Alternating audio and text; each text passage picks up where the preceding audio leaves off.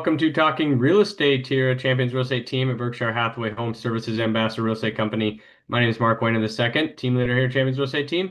Every Wednesday we jump on, talk about what's going on in the real estate market over the last 7 days. I'd like to start with a quick tip. So, quick tip today is what's the order of operations of getting ready to rock and roll to get in the buyer's market here. So basically, the first thing you want to do is talk with one of us here at Champions Real Estate Team and get a good game plan. I kind of call them coaching sessions. But one of the main parts of that coaching session is kind of figuring out what your purchasing power is. So what does that mean? That means basically what are you able to purchase? What mostly are you comfortable with as far as monthly payments? So we'll do an buyer's estimated closing cost sheet so you know exactly what your payment's going to be, what your upfront initial investment's going to be. Some people call that like a down payment, but that's more of what your initial investment. So I remember when I first bought my first house, I was like thinking it's a down payment. I'm not getting that money back. I'm like, oh, that's a utility payment or something like that. Well, all that you're doing, you're taking it and you're putting it into your house and building that equity, jump-starting your equity, basically moving it possibly from one investment vehicle, maybe the stock market, you're pulling stocks out to buy a house,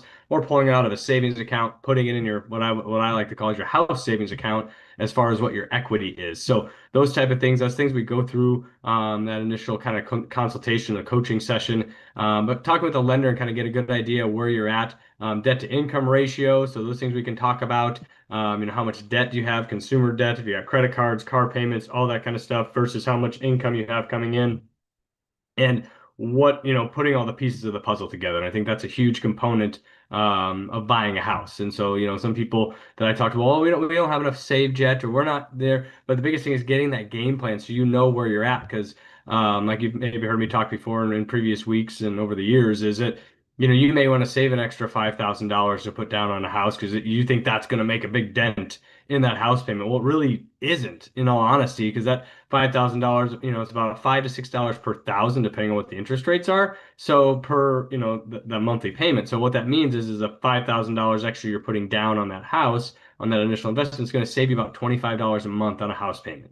And so those are the things like, for personal example, when my wife and I we were thinking building a house, it's like, hey, we want to save extra money, put it down, lower our house payment. And then I showed my wife the numbers. I was like, honey, even if we say, for example, $10,000, that's going to only save us $50 a month. And she's like, are you kidding me? I'm like, and so those are those things that it's just, you don't know what you don't know. Obviously for my personal example, with my wife not knowing the numbers and that side of it from, what that correlates to, it really helped us out, to make that decision, go, should we buy it now? Should we wait? And that gave us that opportunity to really get a good game plan together for us. So I think that's just one thing, when you're thinking about when is the right time to buy, heard me say that multiple times, is when the right time for you is financially, emotionally, mentally, all that fun stuff, to buy that house. But it's best to have that information to, chat with one of us here at Champions Real Estate Team to really get a good game plan for you and put plays in the playbook. Right now you may only have one or two plays in that playbook that you think, oh, this is our only options. We have to have 20% down. Well, that's not true. You may only need 3.5% down. You may only need 5% down, depending on what your situation is. And if you don't have all that information, it's tough to make it, a good decision for you and knowing when the right time is for you. So that's kind of our quick tip. I can obviously elaborate on most of that stuff, all of that stuff. Feel free to give me a holler, numbers down over on this side here. Anytime there. So let's jump in what's going on in the real estate market as we click into here.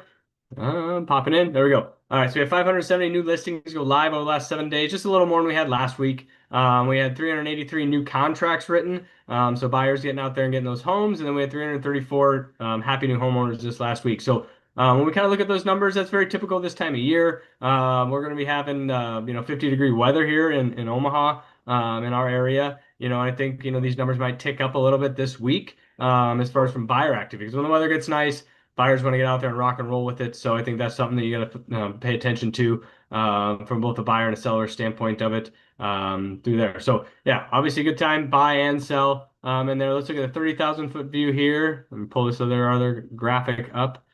So funny enough, we had 3,456 homes active in the Omaha and Lincoln MLS. So basically kind of most of eastern Nebraska here is in that Omaha Lincoln MLS area. Small towns all kind of flow into that. And then Douglas County, the Omaha metro area, 1882. That's down from, I think, like 1956, I think what it was last week, 1953, in that realm. So, our numbers are going down a little bit. We haven't seen that huge spring push, but that means, the houses that are coming on the market are getting off, getting after, that are getting swept up in that side. So just under 900 homes in the Omaha and Douglas Sarpy County area.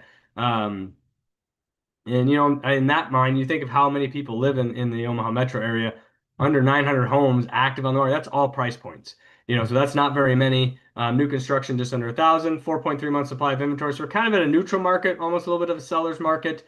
Obviously, that's going to be dependent. That's the entire market, but you got to break it down into the exact price sectors. Where you're at, and that's part of that coaching session is figure out where we're at. Are we in a multiple offer situation? Are we not? Are we more in a buyer? Are we getting concessions?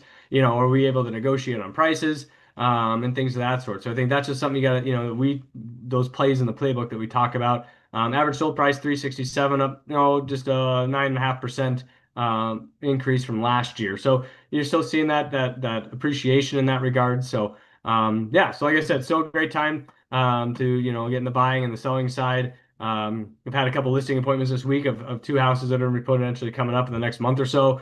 So there's activity out there. Those are some things that we have in our back pocket. That the sellers are getting the house ready, getting stagers, getting our professional cleaners in there, all that kind of fun stuff. Make sure it's ready to rock and roll. To get on the market there. So interest rates kind of just right around that 6%. I think I saw one email come across today. Rates at 5.875. That obviously depended upon how much you put down, credit scores, all that kind of stuff. So that kind of range I give out, anywhere from that just high fives, up to about 6.25 or so, just depending on what the rates are or what your specific situation is. So if you have any questions, give me a holler. Happy to reach out. Happy to chat with you. And everybody, we will